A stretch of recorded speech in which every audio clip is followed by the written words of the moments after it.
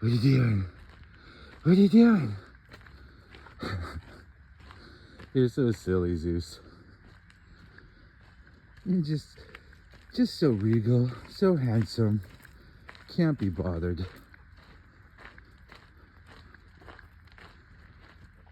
Hi guys, welcome back to Bear Belly Cooking. This is my channel and I'm your guy Maddie.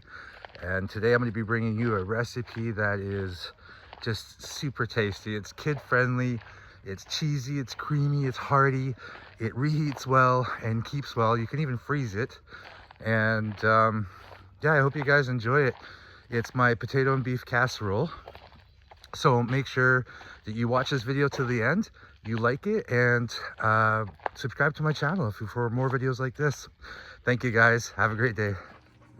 All right, so we're just going to start out with about 4 or 5 russet potatoes. I've got some very large potatoes here, and I'm just going to chop them up to thin slices and go ahead and put them in a container that has some water in it. You want to make sure that the water is covering the potatoes so they don't turn brown. I add a little bit of salt as well. And just go ahead and give them a good mix. Also next, now I'm just going to start slicing up some mushrooms into fine slices. And just go ahead and get them all chopped up. I have about 6 or 7 large mushrooms here, and add a little bit of olive oil to my pan. Add the mushrooms to the pan and a couple of pads of butter. Just give it a good stir and fry them up a little bit until they're softened a little bit. I also like to add a splash of soy sauce here and a splash of oyster sauce, a couple of good dollops, and give that a good mix. And while the mushrooms are frying, I'm going to go ahead and chop up an onion. I'm going to dice it up a little bit thickly. You can do it a little bit more finer if you have kids that don't like onions. You can hide them in there. And go ahead and just add that to the bowl I'm going to use for my sauce later. I'm just going to push my mushrooms over and add about a pound of beef. Just going to get that in there, and I'm going to season up my beef with some salt, some pepper, some seasoning salt, some celery salt, a couple other things, whatever kind of tickles your fancy. Just measure with your heart. It doesn't have to be perfect. And once all your seasonings added, you want to just go ahead and start breaking up that beef and get it into nice small chunks. And once you've got your beef all chunked up and different, make sure you go ahead and get it browned. In the meantime, I'm just going to go ahead and dice up some garlic here. I don't like to add my garlic right away. I like to add it in towards the end so that it becomes more aromatic than it does burnt. So I feel like if you cook garlic too long, it does burn and you lose that garlicky flavor. Anyways, I got my brown beef all nice and browned up, and add my minced garlic. Go ahead and give that a good stir. And once it starts smelling more aromatic, I'm going to remove it from the heat. Now I'm going to open up a can of mushroom soup.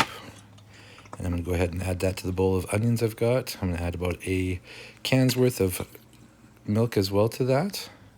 And I'm going to add some pepper and some salt to taste. And give that a good stir. Break up that mushroom soup. Get it nice and creamy. And now it's next to assembly. So get your casserole dish out. Go ahead and butter your casserole dish. Make sure it's nice, generously buttered. Once you've got your dish buttered, you go ahead and add those thinly sliced potatoes you prepared earlier. Go ahead. Should have also drained them by now, by the way. Anyways, add a little bit of that cream sauce you prepared and a couple spoonfuls of that beef mixture, and then add some more potatoes and repeat this until you get about 2 or 3 layers out. Now this is optional, but you can also add cheese in between. I didn't choose to do that today. I'll be doing that at the end. Now you can also press down the layers to make sure you get a little bit more squishiness and squish more potato slices in. But you do want to end that top with the slices of potato and the cream sauce. And you should have also had preheated your oven for about 350 by now. And you want to go ahead and just stick this in the oven for about an hour to an hour and a half in the oven, uncovered. And then take your dog for a walk. You ready to go? Let's keep going.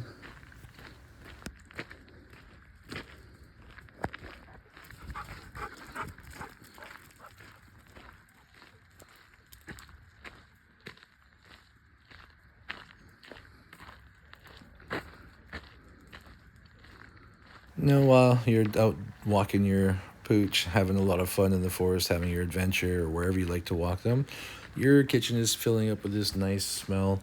And when you get home, you can go Hey, ahead and Zeus. pull it out, put a little bit of cheese on there, put it back in the oven for another 10-15 minutes until it's nice, melted, and gooey. And that's what it looks like when it's done. And when you serve it on a plate, it looks delicious, it's tasty, it's a lot of fun. Hope you enjoyed it.